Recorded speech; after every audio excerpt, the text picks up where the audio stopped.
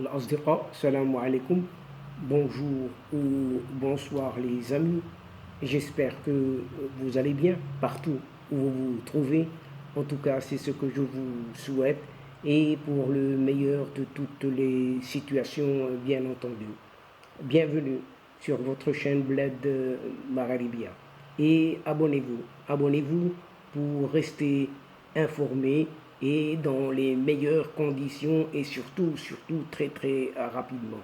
Pour moi, je suis heureux et content de vous retrouver une nouvelle fois.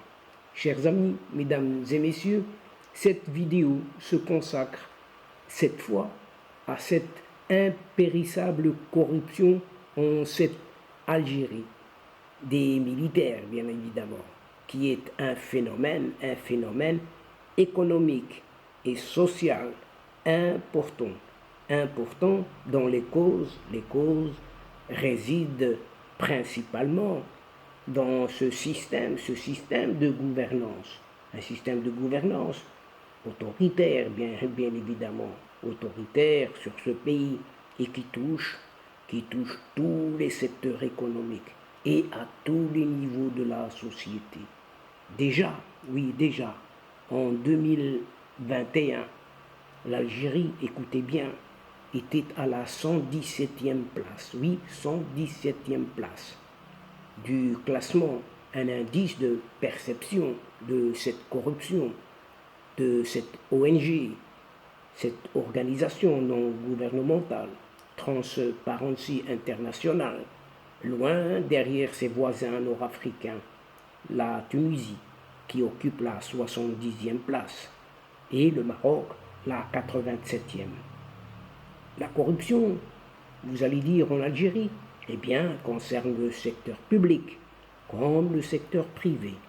Oui, tous les deux, privé et public, allant de produits de première nécessité, des produits de base donc, comme l'alimentation, les médicaments, ou encore même le tabac, oui, même le tabac, mais aussi et surtout l'armement, la construction ou l'exploitation de ces fameux hydrocarbures algériens qui représentent les deux tiers, oui, les deux tiers, à peu près 67% du budget de l'État, et plus de 90% des recettes à l'exportation cette fois-ci. Eh bien, tout ce beau monde est concerné justement par cette impérissable corruption.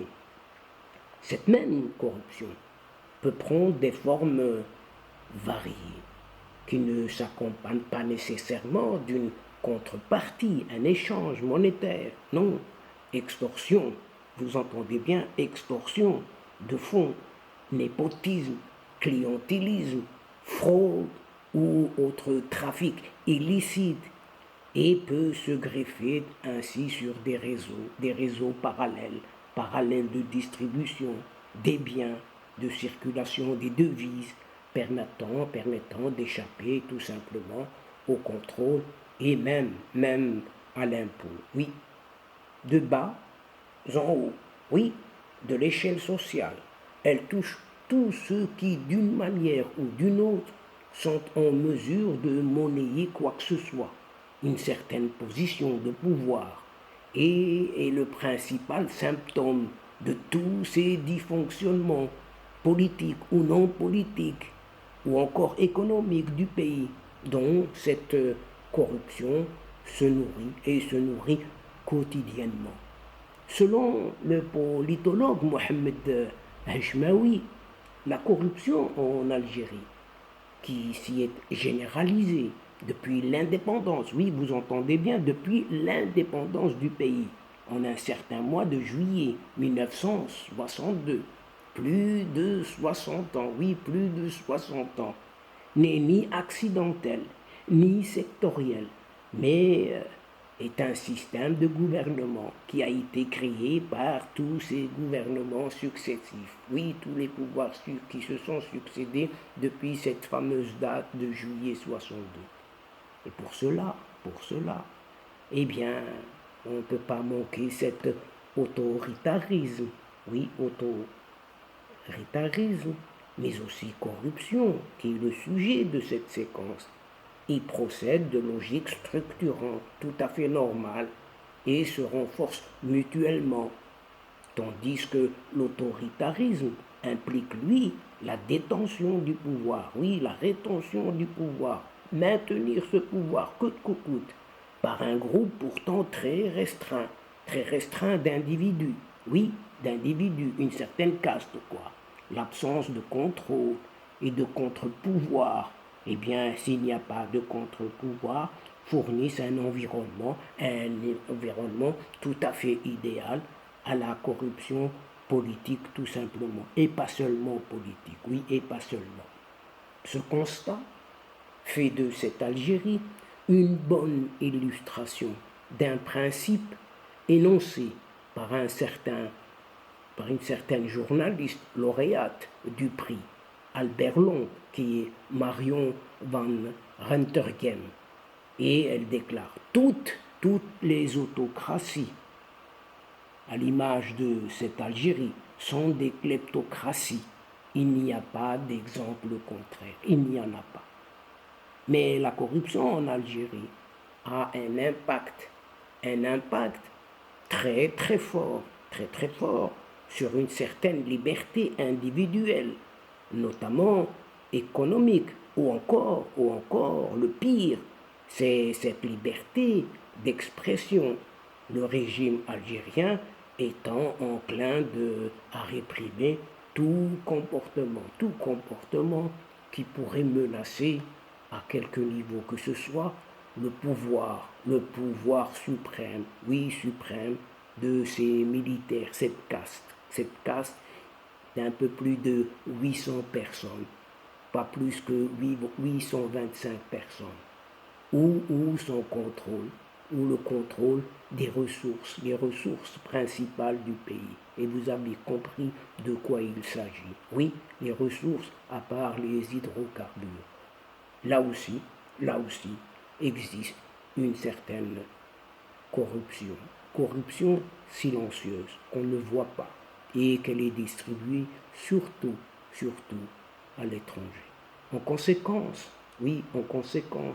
cette Algérie, oui, pauvre d'elle, et depuis au moins cette année, cette fameuse année 2021, écoutez bien, chers amis, à la 162e place. Oui, elle occupe la 162e place du classement de cet indice de liberté économique affiché du Wall Street Journal, classé dans la catégorie repressed qui veut dire, traduisez par là, réprimé, oui, réprimé.